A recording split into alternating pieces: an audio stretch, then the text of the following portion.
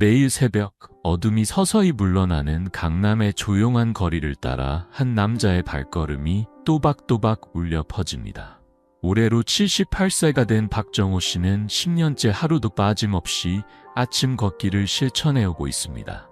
비바람이 몰아쳐도 눈발이 날려도 그의 여정은 결코 멈춘 적이 없었습니다.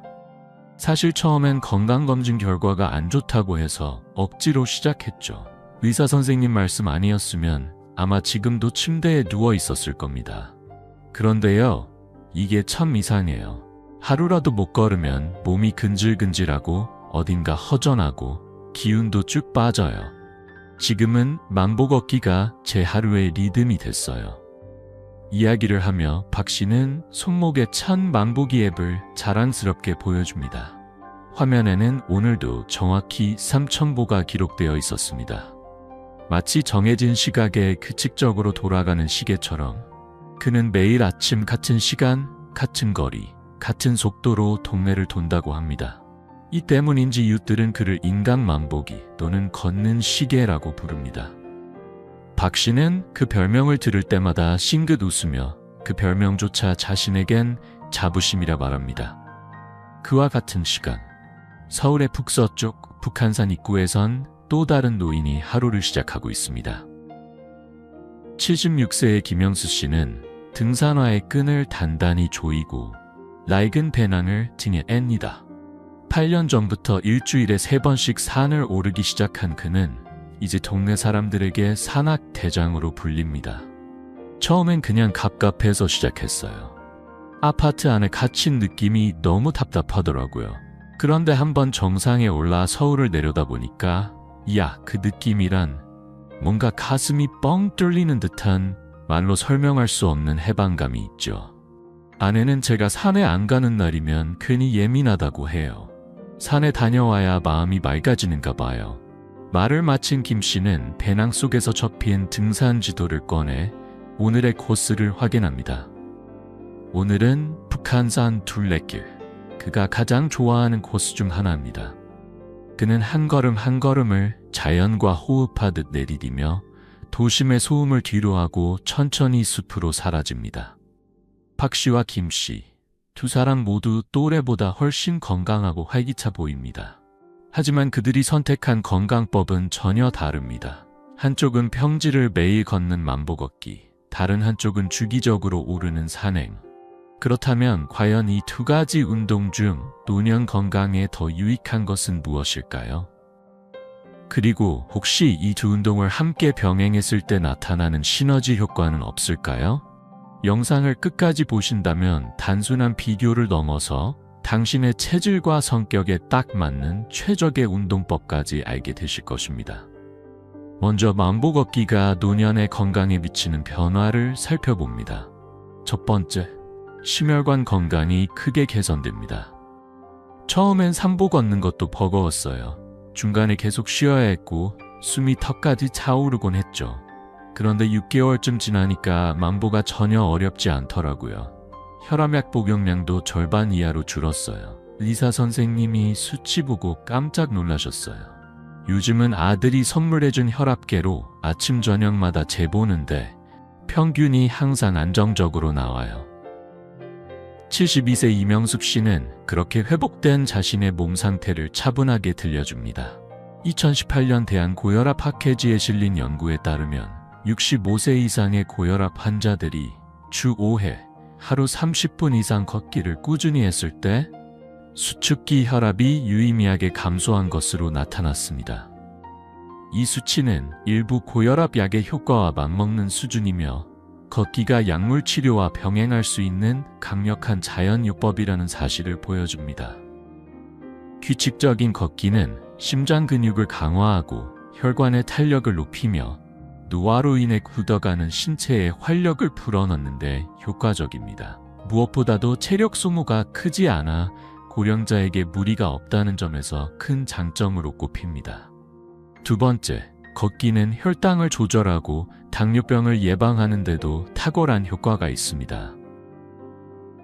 저는 당뇨 때문에 걷기 시작했어요. 처음엔 약에 전적으로 의존했는데 만보 걷기를 시작한 지 1년쯤 되니 약 복용량이 절반으로 줄었죠. 식후 혈당 수치도 눈에 띄게 안정됐고요. 주치의 선생님께서 걷기가 때론 인슐린 주사보다 효과적일 수 있다고 말씀하시더라고요. 병원에서도 제 사례를 다른 환자들한테 자주 들려주신대요. 이처럼 79세 김철수 씨는 자신의 건강 회복 경험을 뿌듯한 미소와 함께 털어놓습니다. 박정호 씨의 평지 걷기와 김영수 씨의 산행. 서로 다른 길을 걷고 있지만 그 길 끝에 다다르면 공통점이 있습니다. 그것은 바로 스스로를 지키기 위한 꾸준한 노력이 만든 건강한 노후의 조상이라는 점입니다. 몸이 허락하는 만큼, 자연이 응답해주는 만큼 그들은 매일의 걸음 속에서 삶의 의미와 기쁨을 되찾고 있는 것입니다. 2017년 연세대학교 세브란스병원 당뇨병 센터에서 발표한 한 연구는 노년의 건강관리에서 걷기가 얼마나 강력한 도구가 될 수 있는지를 명확히 보여주었습니다. 제2형 당뇨병을 앓고 있는 환자들이 식사 후 15분에서 30분가량 걷기를 실천했을 때 식후 혈당 수치가 현저히 낮아졌고 하루 6,000보 이상 걷는 습관을 가진 이들은 당화혈색소 수치가 평균 0.6%나 감소한 것으로 나타났습니다. 나이가 들면 몸의 변화는 조용히, 그러나 확실하게 다가옵니다. 특히 근육량이 자연스럽게 줄어들면서 혈당을 안정적으로 조절하는 것이 점점 더 어려워집니다. 그러나 꾸준한 걷기는 그 흐름을 되돌리는 힘을 가집니다. 걷기를 통해 근육은 에너지를 더 효율적으로 사용하게 되고 이는 곧 혈당 조절 능력의 눈에 띄는 향상으로 이어집니다. 세 번째로 주목할 점은 바로 뇌 건강과 기억력 유지입니다. 요즘 친구들이랑 모이면 다들 깜빡깜빡 하는데 저는 어쩐지 기억이 또렷하대요. 시장에 가도 메모 안 해요. 뭐 사야 하는지 머릿속에 쫙 정리되어 있거든요. 다들 비결이 뭐냐고 묻죠. 제 대답은 하나예요. 매일 걷는 거요. 걸으면서 생각도 정리되고 동네도 눈에 잘 들어오고 그러다 보면 머리가 맑아져요. 아, 손주들은 저더러 동네 GPS라 그래요. 어디에 뭐가 있는지 제가 다 아니까. 77세 이금자 씨의 이 말에는 노년의 자부심이 고스란히 담겨 있습니다. 실제로 2022년 서울대학교 의과대학 신경과학 교실에서 발표된 연구 결과는 그녀의 말을 뒷받침합니다.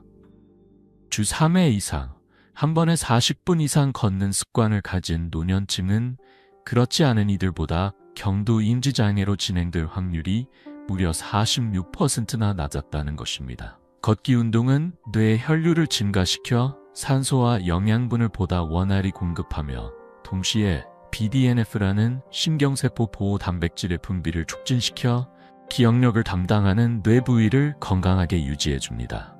네 번째로, 걷기는 뼈 건강과 관절의 기능 유지에 큰 역할을 합니다.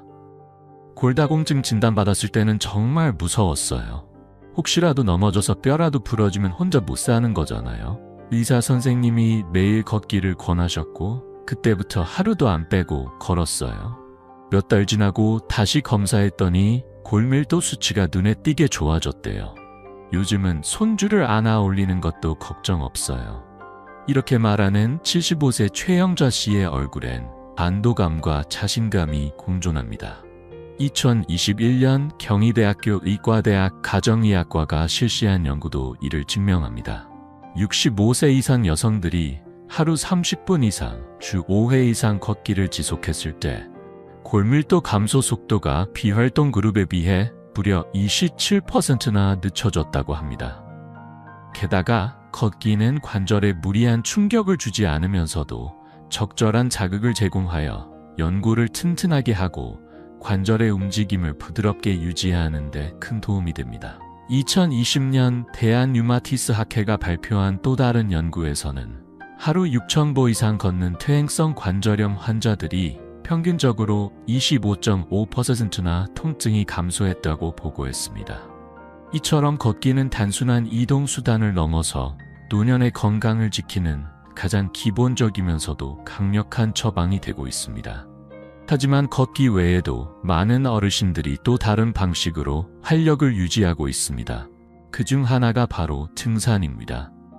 이제 등산이 노화된 몸과 마음에 어떤 긍정적 변화를 가져다 주는지 살펴보겠습니다.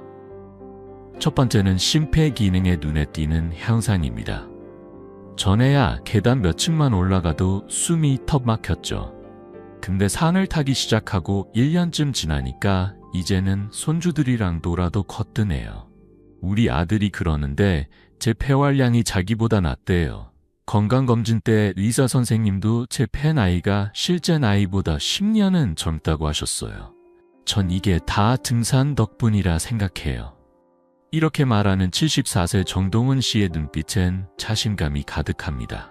2019년 고려대학교 스포츠의학연구소에서 진행한 연구는 정 씨의 체감 변화에 과학적 근거를 더합니다.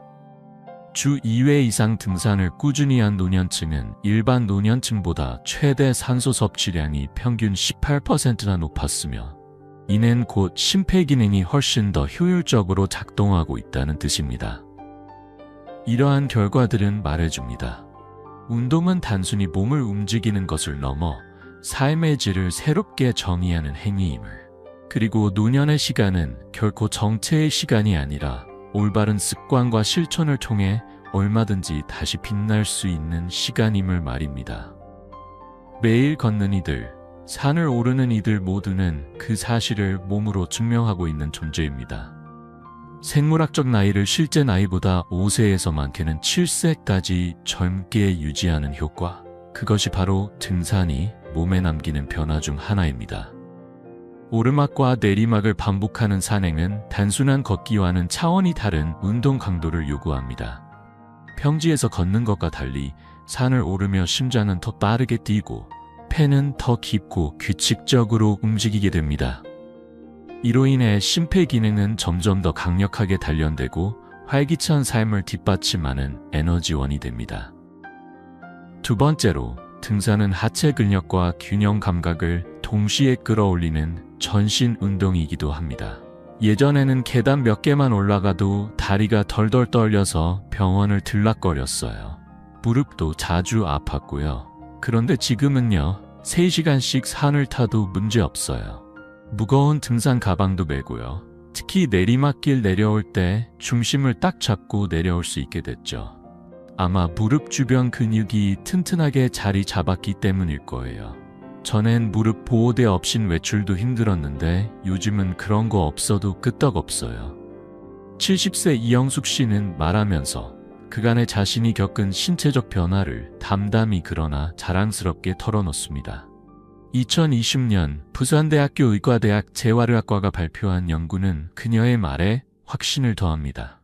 정기적으로 등산을 해온 노년층의 하체 근력은 동일 연령대 대비 25% 높게 측정되었고 균형 감각 테스트에서도 23% 더 우수한 결과를 보였습니다. 등산은 울퉁불퉁한 흙길과 경사진 바위를 오르내리는 과정에서 자연스럽게 근육을 자극하고 중심을 유지하는 능력을 끌어올립니다. 특히 내리막길은 발목과 무릎을 지탱하는 근육들을 강하게 단련시키기 때문에 낙상의 위험을 실질적으로 낮추는 효과가 큽니다.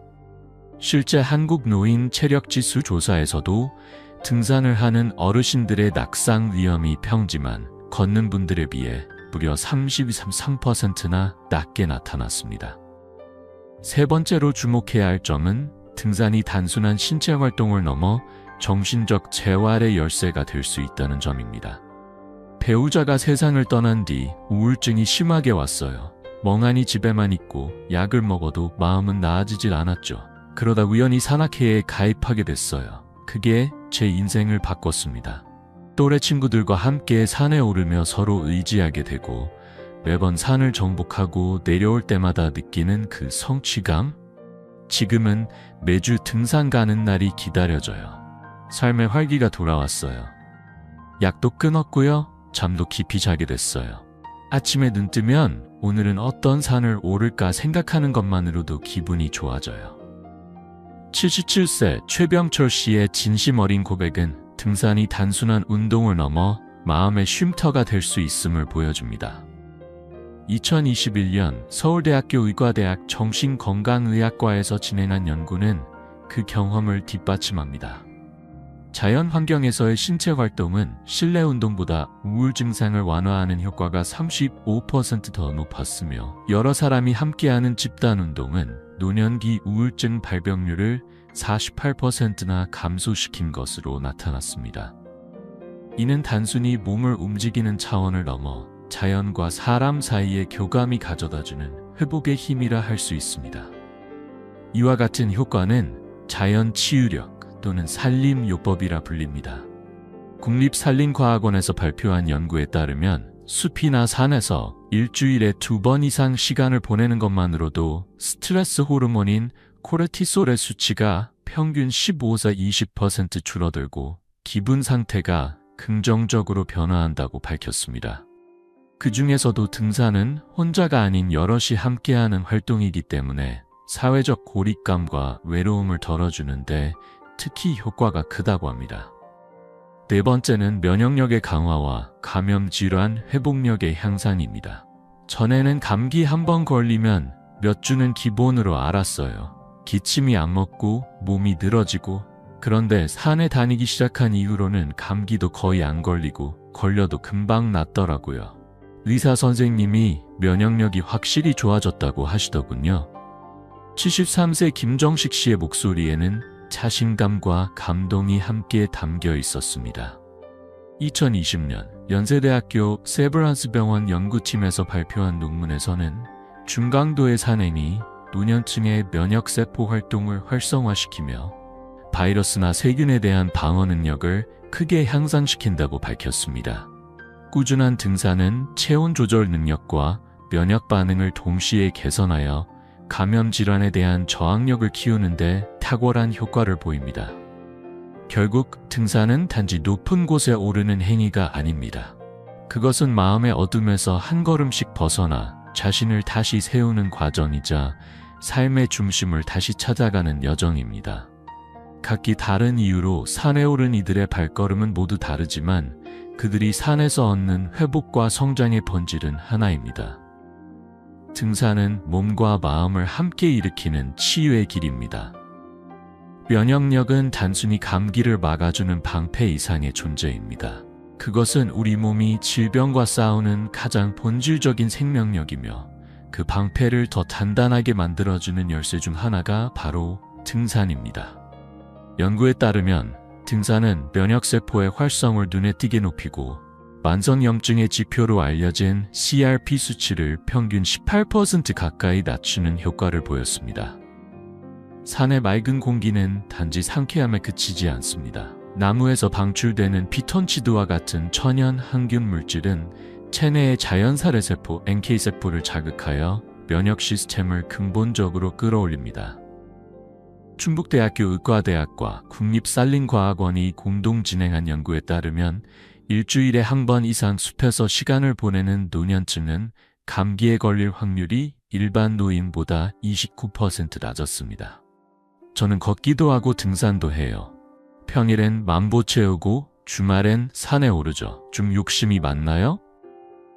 서울 서초구에 거주하는 71세 김영애 씨는 수줍게 웃으며 그렇게 말합니다. 하지만 그의 욕심은 단순한 건강관리 이상의 가치를 만들어내고 있었습니다. 최근 서울대학교 노화고령사회연구소가 65세 이상 어르신 402명을 2년 동안 추적 조사한 결과 평지 걷기와 등산을 병행한 그룹이 단일 운동 그룹보다 훨씬 더 뚜렷한 건강 개선을 보인 것으로 밝혀졌습니다.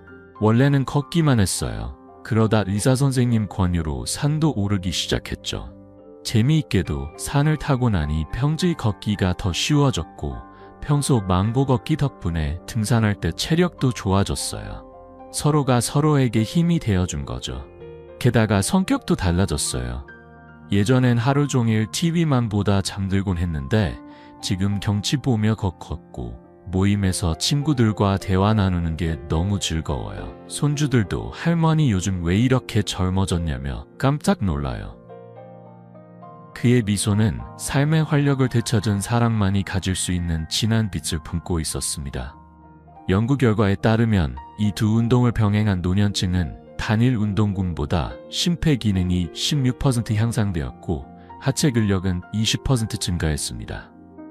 특히 주목할 부분은 기억력 테스트 결과였습니다. 걷기 운동은 규칙적인 유산소 자극을 통해 심장과 혈관의 기능을 향상시키는 반면 등산은 상대적으로 더 높은 운동 강도로 근육과 균형 능력을 종합적으로 발달시킵니다. 이 두 가지 운동을 적절히 조합하면 노년기에 필요한 거의 모든 신체 기능을 효과적으로 관리할 수 있다는 결론에 이르게 됩니다. 서울대학교 의과대학 가정의학 교실 박진호 교수는 이러한 효과를 복합운동 효과라고 명명합니다. 그의 연구에서는 걷기와 경사진 지형을 오르는 운동을 병행한 그룹이 단일 운동군보다 대사증후군 위험이 무려 32% 더 낮았다고 보고했습니다. 버스가 갑자기 급정거했는데요. 주변의 젊은 사람들은 휘청거리며 넘어졌어요. 그런데 저는 가만히 있었어요. 손잡이도 안 잡았는데 균형이 무너지질 않더라고요. 제 아들이 엄마, 슈퍼파워 생긴 거 아냐? 라며 농담하더라고요. 김영애 씨는 이야기를 하며 자랑스러운 듯 웃음을 지었습니다. 그의 몸은 단순한 체력을 넘어 나이에 저항하는 민첩함을 갖춘 듯했습니다. 실제로 연구에 따르면 두 운동을 병행한 노년층은 일반 노년층보다 반사신경과 균형 감각이 최대 17% 향상된 것으로 나타났습니다.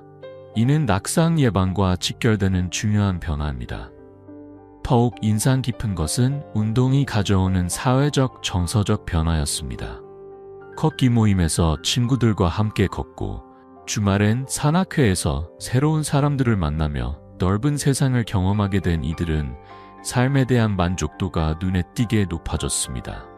연구에 따르면 이들은 외로움을 덜 느꼈고 전체적인 삶의 만족도가 평균 38% 증가했다고 합니다. 평일에는 아파트 단지 걷기 모임에서 또래들과 수다 떨며 운동하고 주말엔 산악회에서 새로운 풍경과 사람을 만나요.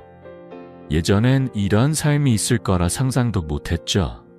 지금은 친구들도 많이 생기고 어떤 분은 산에서 인연을 만나 새로운 반려자를 찾기도 했어요. 그의 목소리에는 변화를 넘어선 기쁨이 담겨 있었습니다. 평지 위에서 쌓은 일상의 건과 산 위에서 얻는 도전의 즐거움. 두 세계를 오가는 이들은 지금도 스스로를 단련하고 마음을 열며 노년의 시간을 누구보다 빛나게 살아가고 있습니다. 이들의 삶은 말합니다. 건강이란 단순히 오래 사는 것이 아니라 깊이 있고 즐겁게 살아내는 것이라고. 76세의 뜻밖의 인연을 만나 다시 사랑을 시작한 한 회원님이 계십니다.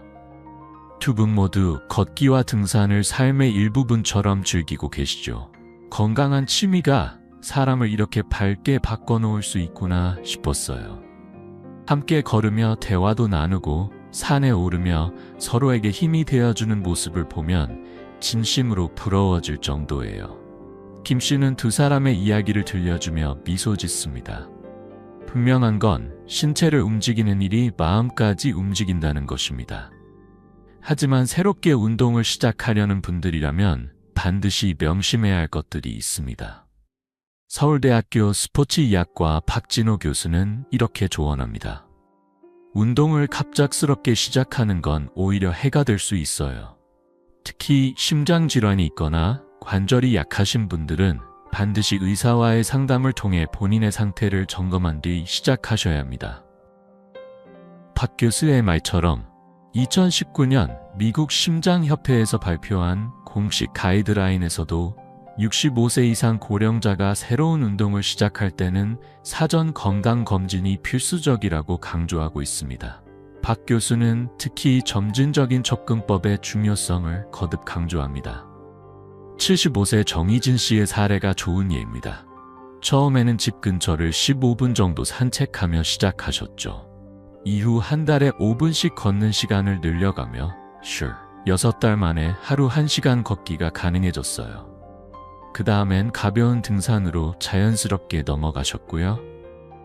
이렇듯 무리하지 않고 서서히 단계를 밟아가는 방식은 안전하고 효과적이며 실제 대한노인병학회 지침에서도 이 점진적 운동 증강이 부상의 위험을 70% 이상 낮춘다고 명시되어 있습니다. 운동은 획일적인 것이 아닙니다. 각자의 몸 상태와 취향에 맞춰 나에게 맞는 운동을 찾는 과정이 우선되어야 합니다. 67세 박미영 씨는 처음엔 등산을 시도했지만 무릎 통증이 심해져 도중에 포기했습니다. 그 뒤 평지 걷기로 전환했더니 통증도 줄고 지속하기도 쉬워졌죠. 반면 72세 김영철 씨는 반대였습니다. 평지 걷기가 단조롭게 느껴져서 자연 풍경을 벗삼아 걷는 등산으로 바꾸었고 그 뒤로는 오히려 운동이 즐거운 시간이 되었다고 말합니다. 무엇이든 꾸준함이 생명입니다. 즐겁게 지속할 수 있는 운동을 선택하는 것이야말로 진정한 건강관리의 시작이죠. 관절 건강 또한 반드시 고려해야 할 요소입니다. 무릎이나 고관절에 불편함이 있는 경우라면 처음에는 걷기부터 시작하고 상태가 호전되면 서서히 등산을 시도해보는 방식이 권장됩니다. 반면 심폐기능이 약화되어 있는 분들은 무리 없는 경사로부터 시작하는 등산이 더 효과적일 수 있습니다. 박 교수는 이렇게 설명합니다. 만보 걷기는 관절에 주는 부담이 적고 날씨나 장소에 크게 영향을 받지 않기 때문에 꾸준히 실천하기 좋은 운동이에요. 특히 심장 건강이나 혈관, 혈당 관리에 탁월한 효과가 있죠. 반면 등산은 더 높은 운동 강도로 폐활량을 키우고 하체 근육을 강화하는 데 뛰어나며 무엇보다 자연 속에서 정서적 안정감까지 얻을 수 있는 장점이 있습니다. 두 운동 모두 훌륭한 선택이라는 박 교수의 말처럼 핵심은 자신에게 어떤 운동이 잘 맞는지를 찾는 데 있습니다. 만보 걷기를 선택한 분들의 이야기를 들어보면 대부분 시간과 장소의 제약이 적다는 점을 장점으로 꼽습니다. 도심 속 생활에 잘 맞고 특별한 장비 없이 일상 속에서 자연스럽게 실천할 수 있기 때문입니다. 특히 관절이 약한 분들이나 일정이 유동적인 분들에게는 가장 이상적인 운동이 되기도 합니다. 장 보러 갈 때도 병원 갈 때도 친구 만나러 나갈 때도 그냥 걸어 다니면 되는 거잖아요. 특별히 운동하겠다고 각오하지 않아도 되니까 오히려 꾸준히 하게 되더라고요. 비 오면 가까운 쇼핑몰 실내에서 걷고 눈 오면 지하철역에서 걷고요. 핑계댈 틈이 없어요. 77세 이금자 씨는 생활 속 걷기의 매력을 이렇게 말합니다. 꾸밈도 없고 준비도 필요 없는 가장 소박하지만 강력한 운동, 그것이 바로 걷기입니다. 건국대학교 의학전문대학원이 2021년에 진행한 연구에서도 이런 일상 걷기의 힘을 확인할 수 있었습니다. 도시거주 노년층의 건강 습관을 분석한 결과 의도적인 운동보다 일상에 자연스럽게 스며든 걷기 습관이 더 꾸준하고 안정적인 건강 유지에 도움이 되는 것으로 나타났습니다. 운동은 하는 것이 아니라 지속하는 것입니다. 그리고 그 지속은 거창한 목표가 아닌 나에게 맞는 리듬에서 시작됩니다. 누군가는 산의 정적에서 에너지를 얻고 누군가는 도시의 길목을 천천히 걸으며 건강을 쌓아갑니다. 중요한 건 어떤 방식이든 나를 지치지 않게 하는 길을 찾는 것입니다. 그렇게 한 걸음 또 한 걸음, 몸도 마음도 조금씩 단단해지는 길을 걷는 것이죠. 서울대학교의 한 연구팀은 놀라운 사실을 밝혀냈습니다. 주 2, 3회 꾸준히 운동센터를 찾는 이들보다 야외 걷기나 등산을 즐기며 함께 움직이는 그룹의 운동 지속률이 무려 58% 더 높았다는 것입니다. 사람은 혼자보다는 함께일 때 오래가고 폐쇄된 공간보다는 열린 자연에서 더 자유로워지는지도 모릅니다. 특히 등산을 즐기는 이들은 공통적으로 이렇게 말합니다. 자연과의 교감이 무엇보다 커요.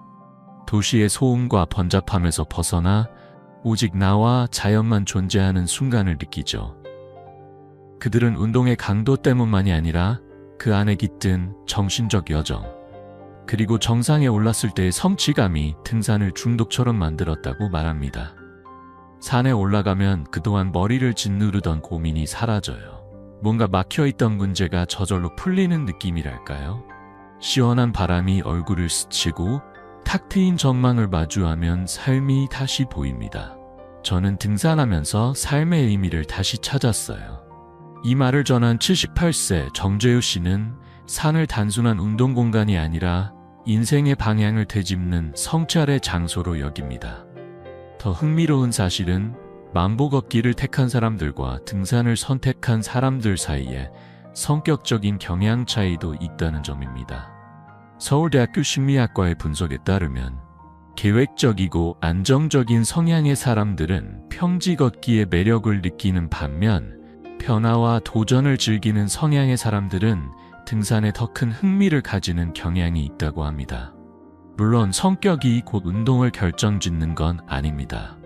하지만 우리가 어떤 운동을 지속적으로 즐길 수 있느냐는 그 사람이 가진 성향과 삶의 방식과도 긴밀히 맞닿아 있는 듯합니다. 박진호 교수는 이렇게 말합니다. 완벽한 운동이란 없습니다. 누구에게나 딱 맞는 운동이 있는 것도 아니고요. 중요한 건 자신이 즐겁게 무리 없이 그리고 무엇보다 꾸준히 실천할 수 있는 운동을 찾는 거예요.